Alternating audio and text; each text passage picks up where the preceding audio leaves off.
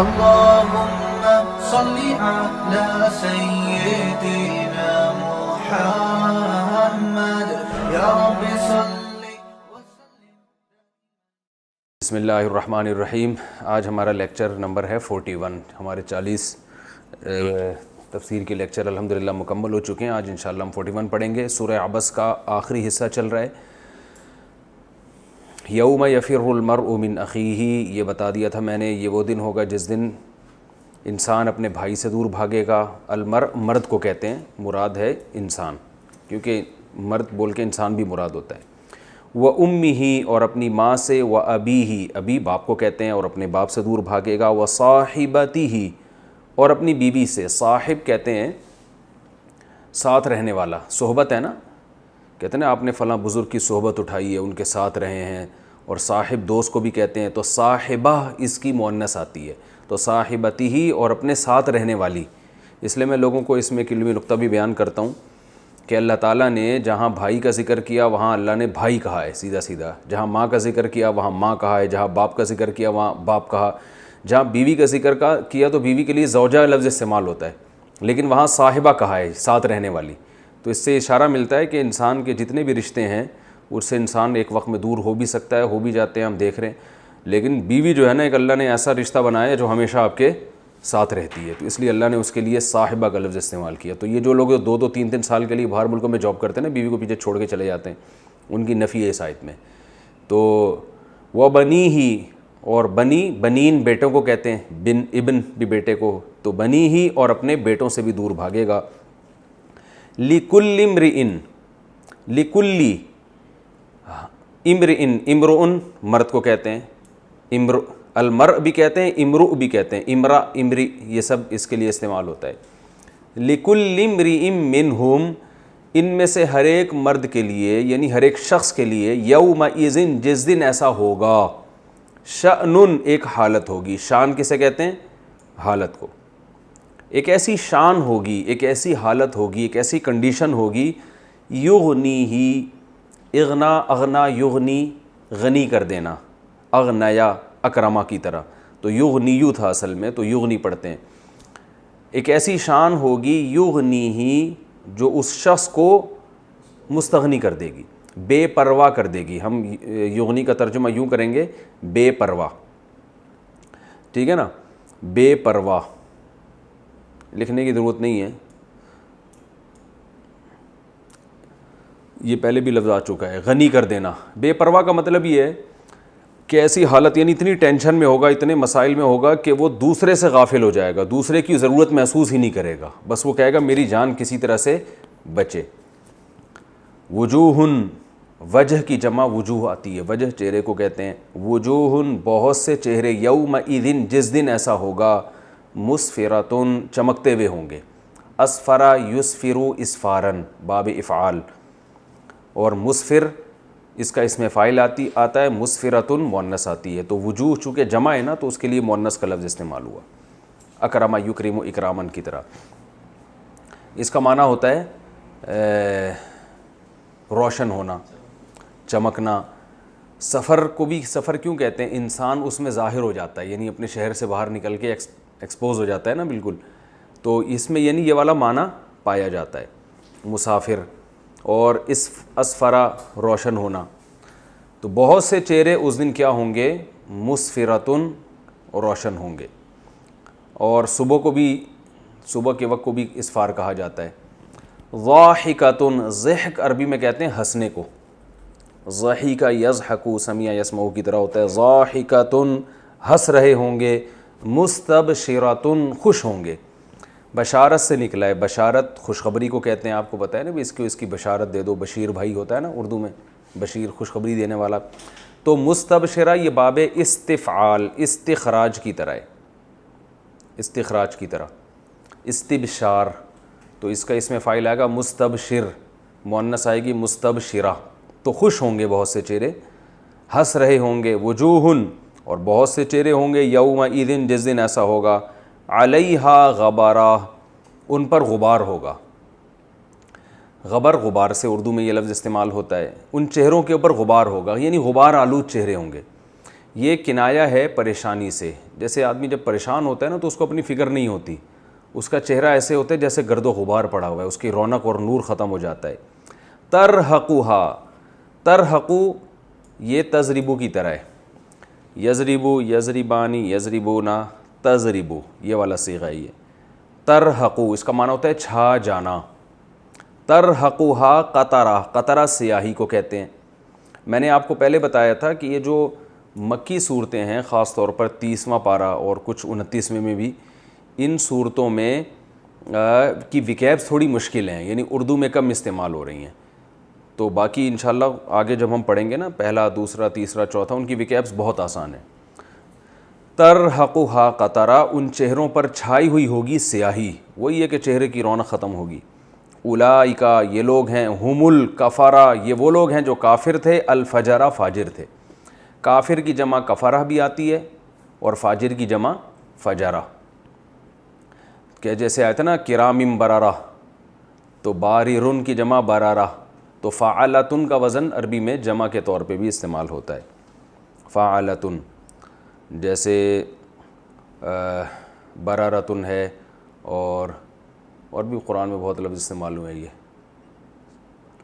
ابھی اس وقت ذہن میں نہیں آ رہے. کفرتن ٹھیک ہے نا, کافر, کافر کی جمع. تو یہ وہ لوگ تھے جو کافر تھے اور فاجر. فاجر کا معنی بھی گناہ کرنے والا, فاسق اور فاجر نہیں کہتے ہم, فجور یعنی برائی کرنے والے کو کہا جاتا ہے. تو یہ تو اس صورت کا پورا ترجمہ ہو گیا. اور اس صورت میں جو ہے اس کی تفسیر بھی میں نے تقریباً اسی کے دوران بیان کر دی ہے. میں تفسیر کا خلاصہ دوبارہ بیان کر دیتا ہوں. رسول اللہ صلی اللہ علیہ وسلم کے پاس ایک نابینا صحابی آئے. آپ صلی اللہ علیہ وسلم نے اس دوران ان سے چہرہ انور کو پھیر لیا. اس پر صورت نازل ہوئی کہ نبی صلی اللہ علیہ وسلم نے کی پیشانی پہ سلوٹیں آئیں, چیب جبیں ہوئے, اور آپ نے اعراض کیا اس بات پر کہ ایک نابینا آپ کے پاس آیا, آپ کو کیا خبر کہ وہ ہدایت حاصل کر لیتا, او یذکروا یا کچھ نصیحت حاصل کر لیتا, فتنفعہ الذکریٰ اسے آپ کی نصیحت فائدہ پہنچاتی. اما من استغنا, بہرحال وہ شخص جو مستغنی ہے, جو بات سننا ہی نہیں چاہتا, فانت لہ تصدیٰ آپ اس کے پیاسے ہیں, آپ اس کے در پہ ہیں, آپ اس کی ہدایت کے پیچھے پڑے ہوئے ہیں. وما علیک الا یزکیٰ, اگر اس کو ہدایت نہیں ملتی تو آپ پر کوئی گناہ نہیں ہے, یعنی ابو جہل اور عتبہ ابن ولید وغیرہ.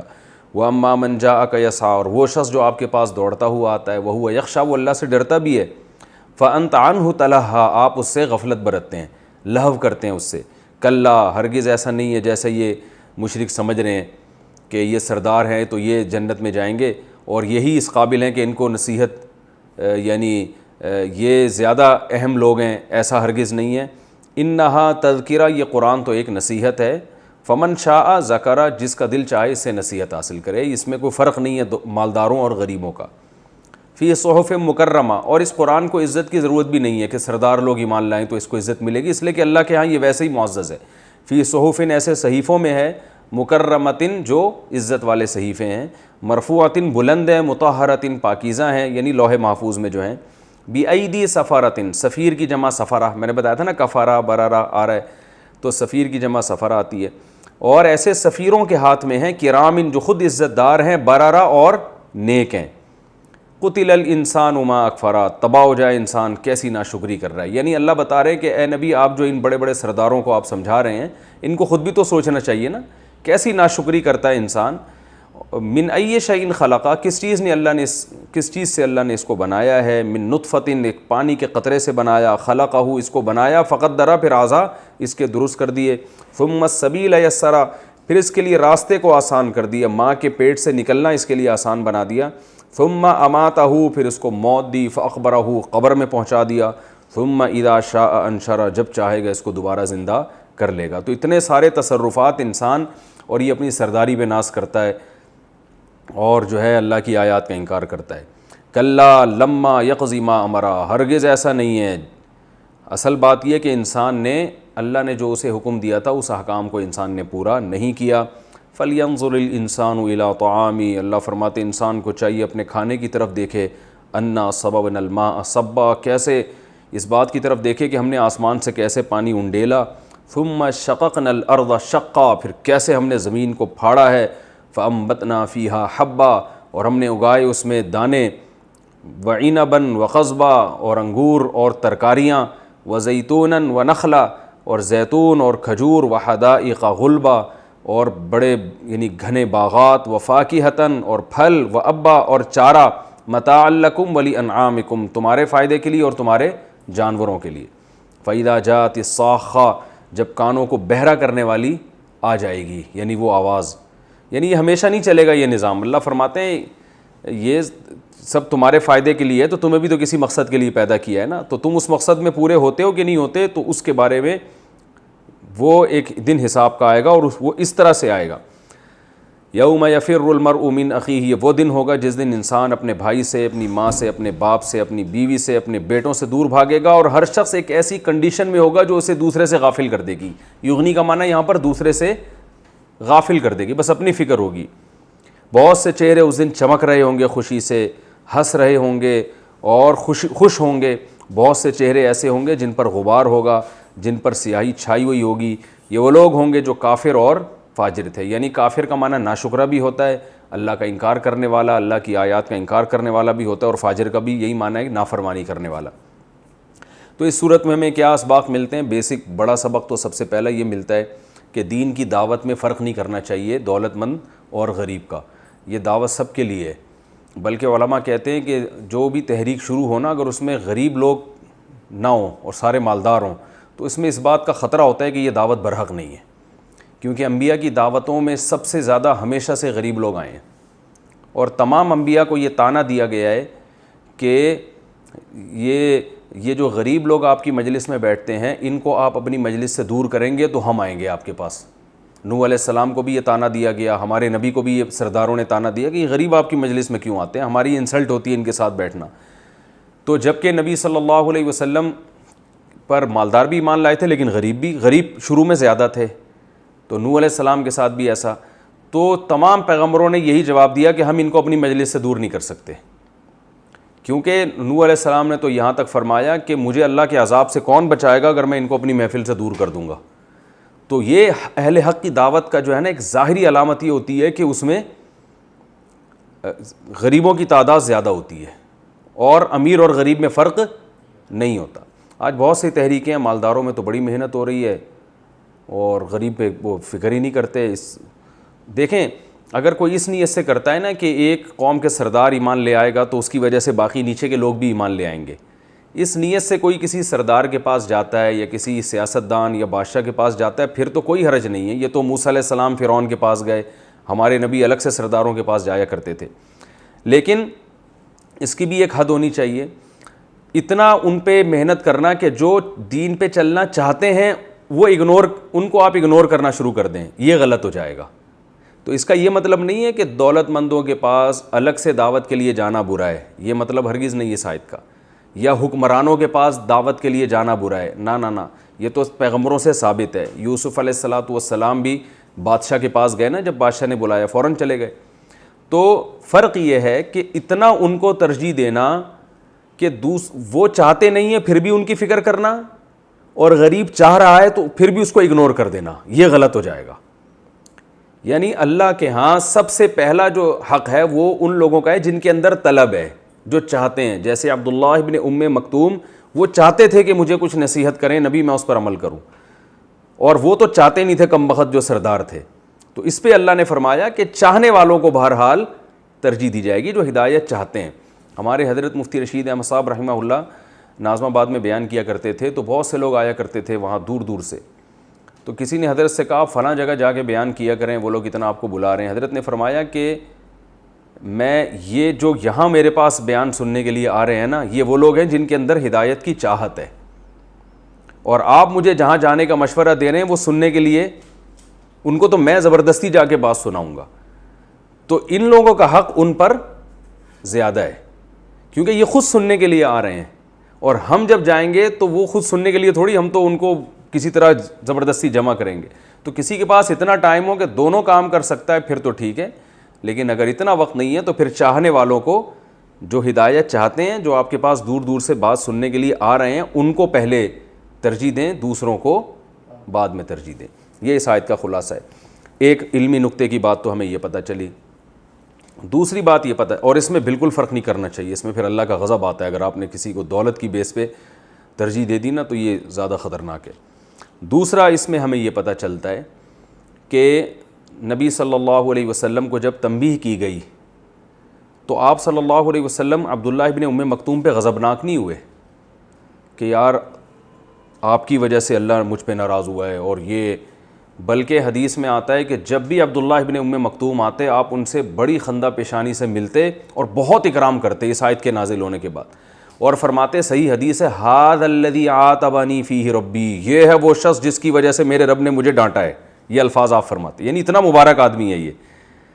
آج ہمیں کسی کی وجہ سے اگر ڈانٹ پڑ جائے کسی بڑے سے تو ہم ساری زندگی اسی کو تانے اور کوسنے دیتے رہتے ہیں، اس نے مروایا ہے، ٹھیک ہے نا، کہتے ہیں نا بھائی تو اس موقع پہ نہیں آتا نا، ہم ہوتے تو کیا کرتے، یار تم اس موقع پر آئے، ایک تو تم نے میری دعوت میں گڑبڑ کر دی، میں ایک بندوں سے بات کر رہا ہوں تم درمیان میں آ کے اپنی لگا کے رکھی ہوئی ہے، ایک تو مجھے اس کی تکلیف، دوسرے تمہاری وجہ سے اللہ مجھ پہ ناراض ہو گیا، ہم یہ کہتے ہیں نا تمہاری وجہ سے اوپر سے اللہ کی طرف سے مجھے تنبیہ ہو گئی، تو یہ تو میں تو میرے سامنے نہیں آیا کرو اب، یا اللہ تو ہمیں نہیں کرے گا براہ راست، کوئی بڑے بزرگ ہوں، کوئی ہمارے والدین ہوں، مثال کے طور پر آپ کے والد صاحب کے کوئی دوست ہیں، ٹھیک ہے نا، آپ نے ان کا اکرام نہیں کیا صحیح طریقے سے، چائے نہیں پوچھا، والد صاحب نے آپ کو ڈانٹ لگا دی کہ یار میرا دوست آیا تھا بیٹا تم اس سے صحیح طرح سے ملتے، تو اب ہونا یہ چاہیے آئندہ آپ بہت اچھی طرح سے ملیں اس سے۔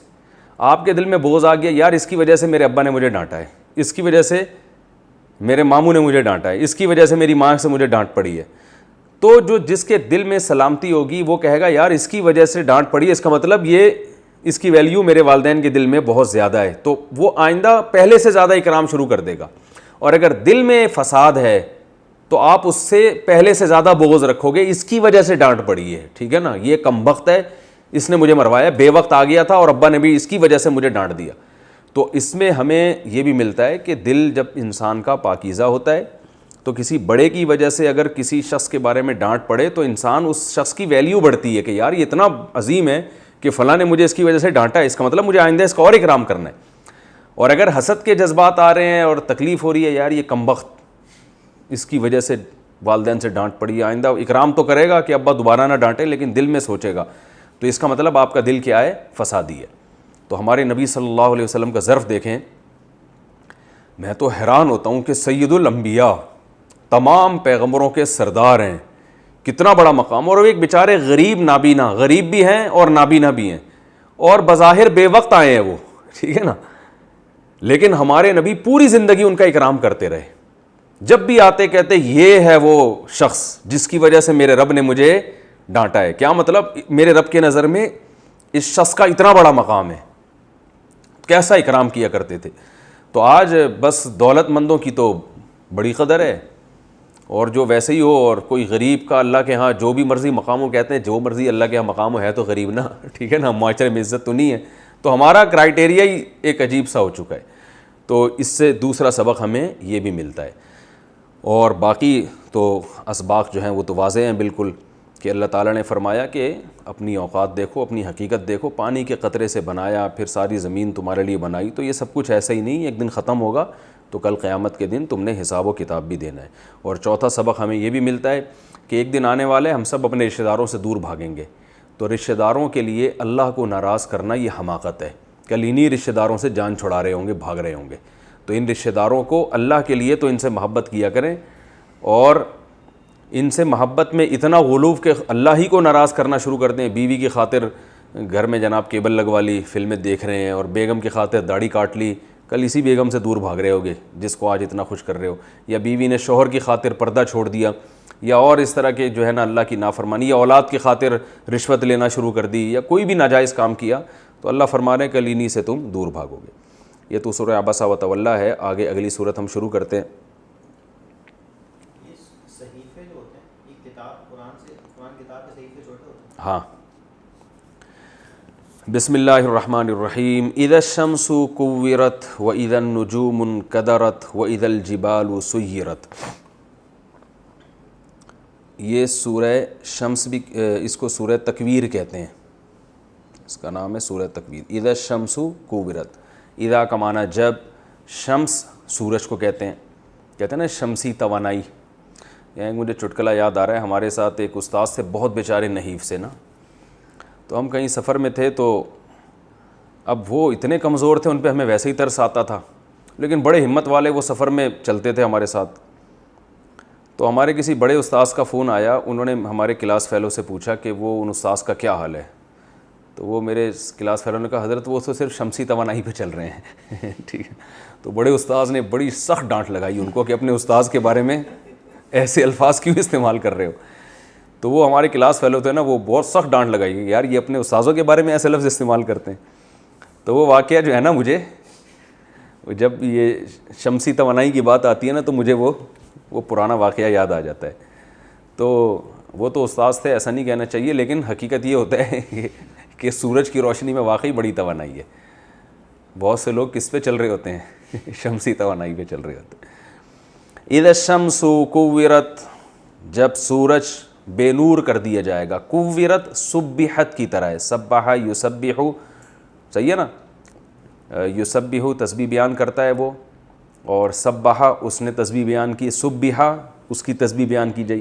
تو کورہ کا معنی اصل میں ہوتا ہے لپیٹنا. کورہ کا معنی کیا ہوتا ہے؟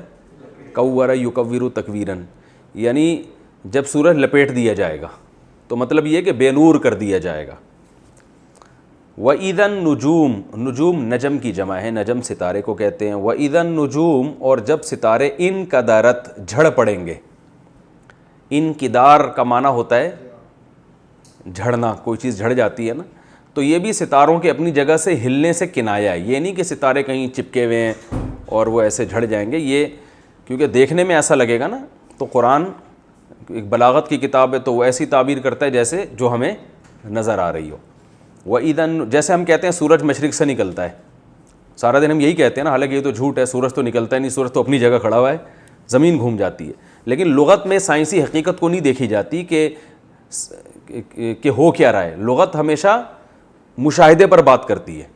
اب آپ سے آپ کی امی نے پوچھا کہ بیٹا ذرا دیکھ کے بتانا سورج کس وقت نکلے گا، ہے بھائی ٹائم بتاؤ تاکہ میں نے فجر کی نماز پڑھنی ہے. آپ نے کہا امی میں نے ابھی گوگل پہ سرچ کیا، سورج تو نکلتا ہی نہیں ہے، تو یہ ٹائم ہی سارے غلط لکھے ہوئے ہیں، سورج تو نکلتا ہی نہیں ہے. زمین یوں کر، آپ یہ بولو زمین اس ایسے کب گھوم کے یوں جائے گی کہ سورج ہمیں نظر آنا شروع ہو جائے، اس کا ٹائم لکھا ہوا ہے. تو اماں بولے گی بیٹا یہ تم کسی لیبارٹری میں نہیں بیٹھے ہوئے، ٹھیک ہے نا، سیدھے سیدھے بتاؤ، کیونکہ ہمیں تو نکلتا ہوا نظر آتا ہے نا. تو قرآن چونکہ ایک ہدایت کی کتاب ہے، وہ سائنس کی کتاب نہیں ہے، تو قرآن لوگوں سے لوگوں کی سطح پہ آ کے بات کرتا ہے. ہدایت کی کتاب ہے نا، تو لوگوں سے بات کرے گا اس سطح پہ آ کے جو لوگوں کی سطح ہے، جو ہر دور میں قابل قبول ہے. تو اس لیے قرآن نے یہ بھی کہا کہ سورج مشرق سے نکلتا ہے اور جو ہے نا سورج چل رہا ہے. یہ سب باتیں قرآن نے کی کیونکہ مشاہدہ میں یہی نظر آ رہا ہے، ورنہ حقیقت ایک سائنسی حقیقت وہ اس کے برخلاف ہو سکتی ہے. جیسے قرآن نے کہا کہ ذوالقرنین علیہ السلام گئے یعنی انتہائی مغرب کی طرف، تو اس سورج کو دیکھا کہ وہ کیچڑ میں غروب ہو رہا ہے. وہ کیا ہے، حتی اذا بلغ مغرب الشمس وجدها تغرب فی عین حمیۃ، ایک کیچڑ والے چشمے میں جو ہے نا سورج غروب ہوتا ہوا ان کو نظر آیا. تو چونکہ مشاہدے میں ایسا لگ رہا تھا کیچڑ میں غروب ہو رہا، حالانکہ کیچڑ میں تھوڑی غروب ہوتا ہے سورج، تو وہ تو جو ہے نا وہ. تو وَإِذَا النُّجُومُ انْكَدَرَتْ، جب ستارے جھڑ پڑیں گے، کیونکہ لگے گا ایسے ہی کہ اپنی جگہ سے ہل رہے ہیں. وَإِذَا الْجِبَالُ سُيِّرَتْ، اور جب پہاڑ چلا دیے جائیں گے. یہ سُيِّرت کا لفظ پہلے بھی آ چکا ہے. وَإِذَا الْعِشَارُ عُطِّلَتْ، عشار عشر سے نکلا ہے، عشر 10 کو کہتے ہیں. عربی میں عشار اس اونٹنی کو کہتے ہیں جو 10 ماہ کی گابھن ہو، جس کا حمل 10 مہینے کا ہو. 10 مہینے کا جب حمل ہوتا ہے تو بس وہ بچہ جننے والی ہوتی ہے. تو عرب میں وہ بہت قیمتی چیز ہوتی تھی. عرب میں اونٹ ایسے تھا جیسے آج BMW ہو یا لینڈ کروزر کسی کے پاس ہو، ایسی ویلیو تھی. اور خاص طور پہ وہ اونٹنی جو بچہ دینے والی ہے اس کی ویلیو سب سے زیادہ ہوتی تھی. تو اللہ نے فرمایا وَإِذَا الْعِشَارُ، جب 10 ماہ کی گابن اونٹنیاں عُطِّلَتْ چھوڑ دی جائیں گی. تعطیل سنا ہے نا، آج یوم تعطیل، چھٹی کا دن. عطل یعطل تعطیلا، بیکار چھوڑ دینا. آج یوم تعطیل ہے، مطلب آپ سب بیکار گھومیں گے. تو ہمارے ہاں زیادہ تر دن یوم تعطیل ہوتے ہیں پاکستان میں، کبھی کبھار کام کا ورکنگ ڈے بھی ہوتا ہے. پھر اس ورکنگ ڈے میں بھی لوگوں نے لیو لی ہوئی ہوتی ہے کوئی بیماری کی، تو بہت ہی سال میں 2-4 دفعہ ہی کوئی میرا خیال ہے ورکنگ ڈے آتا ہے ہمارے یہاں. تو وَإِذَا الْعِشَارُ عُطِّلَتْ، اور جب 10 ماہ کی گابن اونٹنیاں عُطِّلَتْ بیکار چھوڑ دی جائیں گی. کیا مطلب؟ یعنی قیامت کا دن ایسا ہولناک ہوگا کہ اتنے قیمتی مال کی بھی لوگوں کو پرواہ نہیں رہے گی. گابھن اونٹنیوں کی مثال اس لیے دی ہے کہ قرآن کے اولین مخاطب عرب ہے نا، تو ان کے ہاں سب سے قیمتی مال کیا تھا؟ یہ اونٹنی جو 10 ماہ کی گابھن ہو، یعنی حمل ہو اس کے پیٹ میں 10 مہینے کا. تو چونکہ وہ بچہ جننے والی ہے نا، اس کی بڑی ویلیو ہوتی تھی. تو اللہ فرماتے ہیں جب یہ بھی بیکار، یعنی اتنی ہولناکی کا دن ہوگا کہ لوگ اس قیمتی مال کی طرف بھی توجہ نہیں کریں گے. تو مراد یہ ہے کہ جتنا بھی قیمتی مال ہوگا انسان اس سے غافل ہو جائے گی. تو ہم دنیا میں بھی دیکھتے ہیں جب زلزلے آتے ہیں اور یہ آفتیں آتی ہیں تو لوگ بھول جاتے ہیں سب کچھ. اللہ سب کو بچائے. وَإِذَا الْوُحُوشُ، اور جب وحشی جانور، وحوش وحشی سے نکلا ہے، حشرت جمع کر دیے جائیں گے، یعنی شہر میں آ جائیں گے خوف کے مارے. جو جنگلوں کے جانور ہیں نا وہ بھاگ کے خوف کے مارے شہر میں جمع ہو جائیں گے. وَإِذَا الْبِحَارُ، بحر کہتے ہیں سمندر کو، بحار اس کی جمع آتی ہے. وَإِذَا الْبِحَارُ سُجِّرَتْ، سجرا یسجر تسجیرا، سبح یسبح تسبیحا کی طرح. اس کا معنی ہوتا ہے آگ لگانا، بھڑکانا. صرف آگ لگانا نہیں بلکہ آگ بھڑکانا. جب سمندروں کو، بحار، بحر کہتے ہیں سمندر کہتے ہیں نا، بحر الکاہل، بحر عرب ہوتا ہے کہ نہیں ہوتا، جب سمندروں کو بھڑکا دیا جائے گا یعنی اس میں آگ لگا دی جائے گی. وَإِذَا النُّفُوسُ، اور جب نفوس یعنی لوگ، نفس انسان کو کہتے ہیں، نفوس اس کی جمع. زُوِّجَت، جوڑے جوڑے بنا دیے جائیں گے. جوڑے جوڑے کا مطلب نیک لوگوں کو الگ اور برے لوگوں کو الگ کر دیا جائے گا، حصوں میں ڈیوائیڈ کر دیا جائے گا ان کو، ٹھیک ہے نا، الگ الگ جمع کر دیا جائے گا. یہ بھی اس کا ترجمہ کیا جاتا ہے. جب یعنی ڈیوائیڈ کر دیا جائے گا، مختلف جوڑے بنا دیے جائیں گے. زوجہ، زوج شوہر کو کہتے ہیں نا، زوجہ بیوی کو کہتے ہیں. زوجت سبحت کی طرح. یہ یعنی جب لوگوں کو کیا کر دیا جائے گا، تقسیم کر دیا جائے گا مختلف حصوں میں. جیسے سورہ واقعہ میں آتا ہے نا، اصحاب الیمین اور اصحاب الشمال اور والسابقون السابقون، 3 قسم کے لوگ ہو جائیں گے. وَإِذَا الْمَوْعُودَةُ، اور جب موعودہ، وعدہ یوعدو، جس کو یعیدو کہتے ہیں، اس کا معنی ہوتا ہے زندہ دفن کرنا. وعدہ یوعدو، ٹھیک ہے نا، جس کو یعیدو پڑھا جاتا ہے ضرب یضربو کی طرح. تو اب مضروب مارا جائے جس کو نا، اور موعود جس کو زندہ دفن کیا جائے، اور موعودہ جس لڑکی جس کو زندہ دفن کیا جائے. تو وَإِذَا الْمَوْعُودَةُ، اور جب زندہ دفن کی ہوئی لڑکی سے سئلت، پوچھا جائے گا اس سے، سئلت ضربت کی طرح. جب زندہ دفن کی ہوئی لڑکی سے پوچھا جائے گا، بِأَيِّ ذَنبٍ، کس جرم کی وجہ سے، ذنب گناہ کو کہتے ہیں. وہ استغفار کی تسبیح میں بھی ذنب کا لفظ آتا ہے نا، کو جب اس سے پوچھا جائے گا بِأَيِّ ذَنبٍ، کس جرم کی وجہ سے، قتلت، اس کو قتل کیا گیا. یعنی اس سے پوچھا جائے گا تیرا کیا جرم تھا کہ تجھے قتل کیا گیا اور تجھے زندہ قبر میں دفن کر دیا گیا. وَإِذَا الصُّحُفُ، جب صحیفوں کو نشرت، نشر کر دیا جائے گا، پھیلا دیا جائے گا، یعنی نامہ اعمال ایسے کر کے کھول دیے جائیں گے. ہر شخص اپنا نامہ اعمال پڑھے گا نا، جو بھی فائلیں ہیں کھل جائیں گی وہ. وَإِذَا السَّمَاءُ كُشِطَتْ، جب آسمان کو کھول دیا جائے گا. اصل میں عربی میں کہتے ہیں کشتا ضربہ کی طرح، الجلد، کھال کو، جلد کو کھال کو کہتے ہیں. کھال ادھیڑنے کو کیا کہتے ہیں؟ کشت الجلد. یعنی کسی کی کھال ادھیڑ دیں نا آپ، کوئی چیز ایسے کر کے اکھیڑ کے ہٹا دیں. تو آسمان کو بھی گویا ایک چمڑے سے تشبیہ دی جا رہی ہے اور اس کو ایسے کر کے اکھاڑ دیا جائے گا. تو اس کا ہم آسان ترجمہ کریں گے جب آسمان کو کھول دیا جائے گا. یعنی آسمان ایک چھت کی طرح ہے نا، جس میں نے تفصیل سے بات کی تھی، اس کو، اس کے چمڑے کو ہٹا دیا جائے گا وہاں سے. یعنی چمڑا تو نہیں، آسمان ایک مثال دی جا رہی ہے. وَإِذَا السَّمَاءُ كُشِطَتْ، جب آسمان کو کھول دیا جائے گا. وَإِذَا الْجَحِيمُ سُعِّرَتْ، اور جب جہنم کو مزید بھڑکایا جائے گا. سَعَرَ یُسَعِّرُ، سَبَّحَ یُسَبِّحُ کی طرح. اس کا معنی ہوتا ہے بھڑکانا، تسعیر، بھڑکانے کو کہتے ہیں. تو جہنم پہلے ہی اس میں آگ لگی ہوئی ہے تو اور زیادہ بھڑکا دیا جائے گا. وَإِذَا الْجَحِيمُ سُعِّرَتْ وَإِذَا الْجَنَّةُ, اور جب جنت کو اُزْلِفَت جو ہے نا مزین کر کے قریب لایا جائے گا. ٹھیک ہے نا, ازلفا یزلفو اکرما یکرمو کی طرح, ازلافن قریب لانا, مزین کر کے جب کسی کو, یہ دلہن کے لیے بھی لفظ استعمال ہوتا ہے, مزین ہوتی ہے نا جب اس کی رخصتی ہوتی ہے, بس وہ دولہا لوگ اکثر کہتے ہیں اسی دن ہے نا اسی دن ہوتی ہے, باقی تو شادیوں میں جاتے ہوئے تو کہتے ہیں ہوتی ہے. اچھا, وَإِذَا الْجَحِيمُ, وہ ایک میں واقعہ اکثر سناتا ہوں نا, چلو پھر لمبے واقعات ہو جائیں گے. وَإِذَا الْجَنَّةُ أُزْلِفَتْ, جب جنت کو مزین کر کے قریب لایا جائے گا. عَلِمَتْ نَفْسٌ, تو ہر نفس, علیمت پہچان لے گا, علیمت علم یعلم جاننا, ضربت کی طرح ہے نا, ہر نفس, نفس کیونکہ مؤنث کا لفظ ہے نا اس لیے اس کے لیے علیمت استعمال ہوتا ہے. علیمت نفسن, ہر نفس جان لے گا, ما, اس چیز کو, احضرت, جو اس نے حاضر کی ہوگی. احضرا یحضر احضارن, اکرما یکرم اکرامن, احضار کا معنی حاضر کرنا. ٹھیک ہے, تو اکرما, اکرما دیکھو, اکرما اکرما اکرمو اکرمت, تو احضرت, نفس چونکہ مؤنث ہے اس لیے مؤنث کا لفظ استعمال ہو رہا ہے. تو ہر نفس جان لے گا ما, اس عمل کو جو اس نے حاضر کیا ہوگا, یعنی آخرت میں جو بھی آپ نے حاضر کیا ہوگا نا آپ اس کو جان لو گے, یہ بھئی یہ میرا کیا کرایا ہے, یہ میرا عمل ہے. فلا اقسم بالخنس, پس میں قسم اٹھاتا ہوں. دیکھو عربی میں اقسما اکرما کی طرح نا, اقسما یقسم اقسامن, اکرما یکرم اکرامن, اس کا معنی قسم اٹھانا ہوتا ہے, اردو میں بھی یہ لفظ استعمال ہوتا ہے.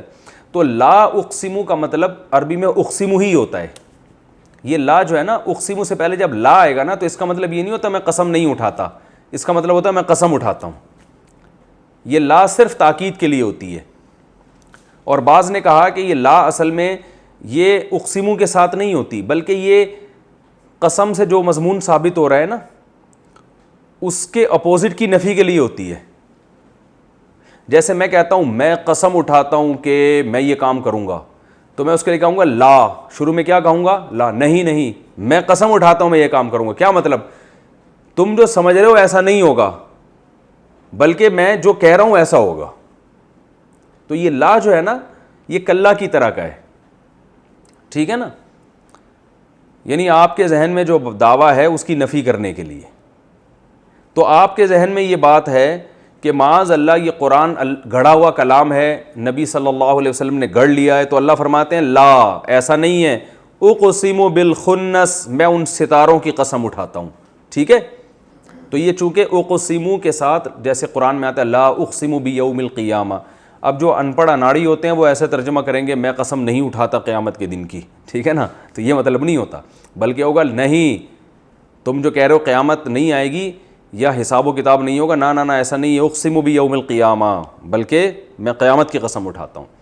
تو اتنی ڈیٹیل یاد نہیں بھی ہوتی, بس آپ اتنا یاد رکھیں کہ یہ جو اقسم سے پہلے لا ہے یہ محض تاکید کے لیے ہے, اس کا وہ معنی نہیں ہے جو لا اضربو کا معنی ہے. لا اضربو کا معنی میں نہیں ماروں گا, تو لا اقسم کا معنی یہ نہیں ہے کہ میں قسم نہیں اٹھاتا, بلکہ اس کا معنی ہے میں پکی ڈھکی قسم اٹھا کے کہتا ہوں. فلا اقسم بالخنس. اب دیکھو خنس کا لفظ آپ پڑھ چکے ہیں, من شر الوسواس الخناس. خناس کسے کہتے تھے, پیچھے ہٹنے والا, یعنی آگے چلتے چلتے پیچھے جو ہٹ جاتا ہے. تو شیطان پہلے دل پہ حملہ کرتا ہے اور پھر پیچھے ہٹتا ہے, جب دیکھتا ہے انسان اللہ کا ذکر کر رہا ہے تو پیچھے ہٹتا ہے, پھر حملہ کرتا ہے, پھر دیکھتا ہے کہ, یعنی شیطان 24 گھنٹے انسان پہ حملہ نہیں کر رہا ہوتا, بلکہ جب انسان اللہ کی طرف رجوع کرتا ہے تو شیطان بھی پیچھے ہو جاتا ہے. تو خنس یہ بھی اس ستارے کو کہتے ہیں جو چلتے چلتے پیچھے ہٹ جاتے ہیں.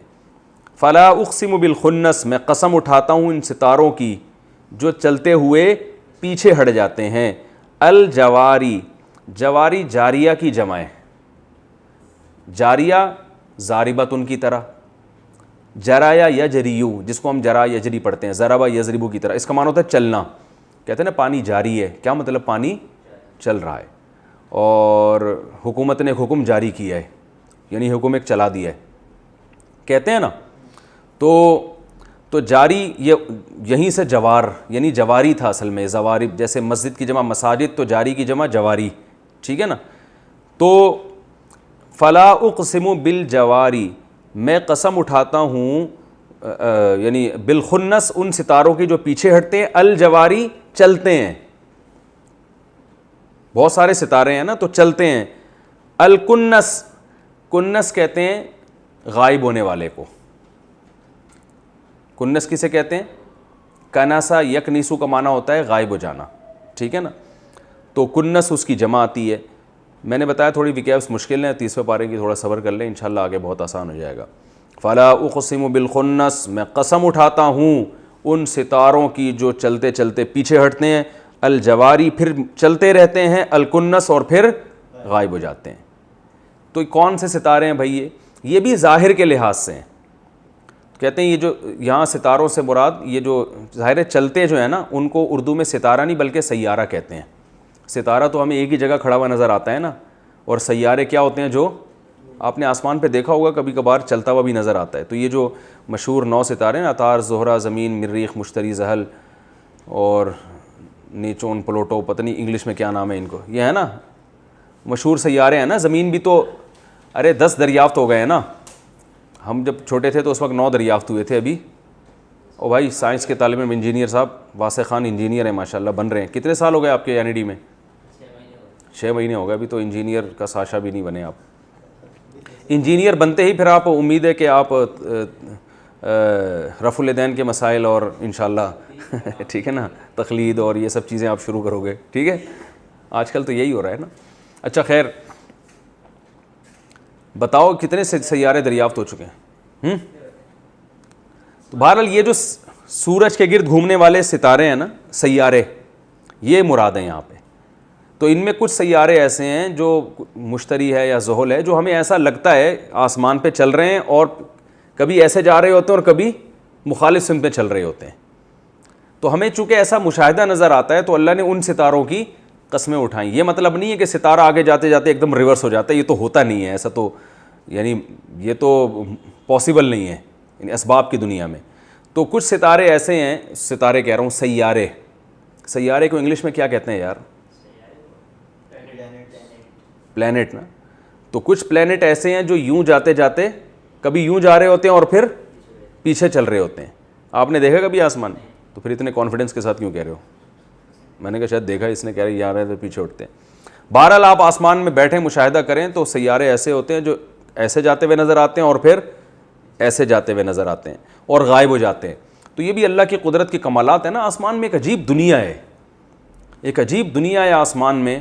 اور ستاروں کی، سیاروں کی حرکتیں، کوئی اس طرح جا رہا ہے، کوئی اس طرح جا رہا ہے، کوئی غائب ہو رہا ہے اور پھر طلوع ہو رہا ہے، دوبارہ نظر آ رہا ہے. پورا ایک آسمان جو ہے نا، یہ ایک پورا ایک سسٹم ہے بڑا عجیب و غریب، اور یہ آپس میں ٹکراتے نہیں ہیں. تو اللہ نے اپنی قدرت کی دلیل دی ہے. فرمایا کہ ان سیاروں کی قسم، واللیل اذا عسعس، اور رات کی قسم جب وہ جانے لگے. عسعسا کا معنی ہوتا ہے جانے والی، جانا. یہ بھی دہ رجا کی طرح، یہ باب میں نے آپ کو پڑھایا نہیں کیونکہ بہت کم استعمال ہوتا ہے. یہ ضربہ کی طرح ہے، بس آپ سمجھ لیں. جب وہ جانے لگے. والصبح اذا تنفس، اور صبح کی قسم اذا تنفس، جب وہ روشن ہونے لگے.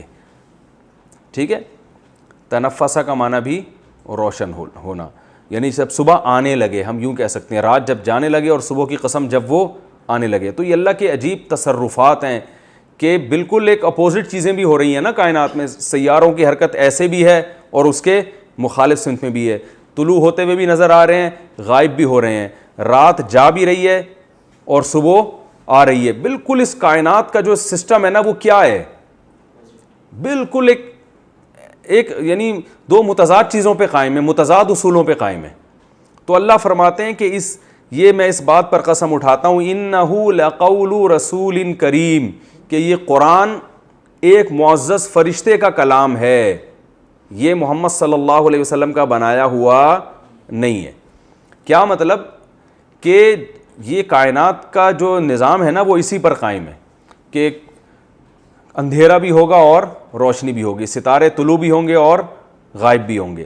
تو اسی طرح انسان بھی ایک ہی جیسے نہیں ہیں، دو قسموں پر ہیں، اچھے بھی اور برے بھی. اچھے ٹھکانے والے بھی اور برے ٹھکانے والے بھی، جہنم میں جانے والے بھی اور جنت میں جانے والے بھی. اور یہ بات قرآن کے علاوہ کوئی نہیں بتاتا. دنیا کی کوئی کتاب اس بات کو ہائی لائٹ نہیں کرتی ہے. انسان تو سب اپنی معیشت میں، اور یہ واسع خان تو اپنے NED یونیورسٹی میں یہ تو انجینئر بننے میں لگے ہوئے ہیں. یہ تو پنکھے ٹھیک کرنا اور ایئر کنڈیشن ٹھیک کرنا اور یہ ساری چیزیں جو ہے نا یہ بتائیں گے ہمیں. تو یہ سب چیزیں اس بات کی علامت ہیں کہ یہ قرآن کیا ہے، یہ برحق کلام ہے، یہ باطل کلام نہیں ہے.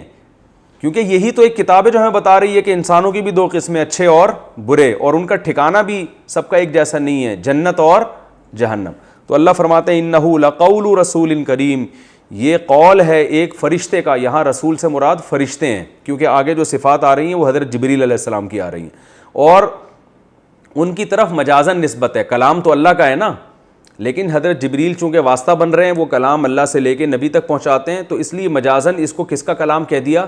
جبریل کا، یعنی فرشتے کا کلام. تو حقیقت میں اللہ کا کلام ہے، تو مجازن نسبت کی جاتی ہے کہ یہ فرشتے کا کلام ہے. یعنی بتانا یہ مقصد ہے کہ محمد صلی اللہ علیہ وسلم کا اپنا کلام نہیں ہے. تو یہ قول ہے ایک رسول کا، یعنی ایک فرشتے کا. رسول قاصد ہے نا بھائی، رسول کہتے ہیں قاصد کو، رسالہ سے نکلا ہے نا، میں نے بتایا تھا. تو یہ اللہ کے قاصد کا جو کریم معزز فرشتے ہیں. اور انہ لقول رسول کریم ذی قوت، طاقتور ہیں، عند ذی العرشی، عرش والے کے پاس. ذی وجاہت، وجاہت والا، ذی شان، شان والا، ذی العرش، عرش والا. تو عرش والا کون ہے؟ اللہ ہے نا. ذی العرشی، مکین، ٹھکانے والے ہیں. مکین کسے کہتے ہیں؟ جس کا مضبوط ٹھکانہ ہو. مکان سے نکلا ہے نا، جس کے پاس مکان ہوتا ہے وہ اس میں مکین ہوتا ہے. مکان کو کہتے ہیں، جو اس میں رہنے والے ان کو کیا کہتے ہیں؟ مکین، یعنی جو جن کے پاس ایک مضبوط ٹھکانہ ہو. تو اللہ فرماتے ہیں کہ یہ جو کلام ہے ایک معزز فرشتے کا کلام ہے، ذی قوہ، جو بہت طاقتور ہے. جبریل علیہ السلام کو ایک دفعہ نبی صلی اللہ علیہ وسلم نے اپنی اصلی حیت میں دیکھا تو آپ صلی اللہ علیہ وسلم بے ہوش ہو گئے تھے. بہت طاقتور ہیں. اور ایسے ایسے فرشتے اللہ نے پیدا کیے ہیں کہ جنہوں نے ایک آواز ماری ہے اور پوری بستی تباہ ہو گئی، اتنی اللہ نے ان کو طاقت دی ہے. تو یہ فرمایا بہت طاقتور ہیں، اور عرش والے کے پاس ان کا مضبوط ٹھکانہ ہے. یعنی جسمانی لحاظ سے بھی طاقتور، اور مقام اور مرتبے کے لحاظ سے بھی بہت بلند. جیسے ایک آدمی صحت کا بھی اچھا ہو اور پاور بھی ہو اس کے پاس نا، کوئی بڑا عہدہ بھی ہو، تو وہ تو پھر بہت ہی معزز بن جاتا ہے. وقت مکمل ہو گیا. بس انشاءاللہ پھر آگے اگلے درس میں انشاءاللہ.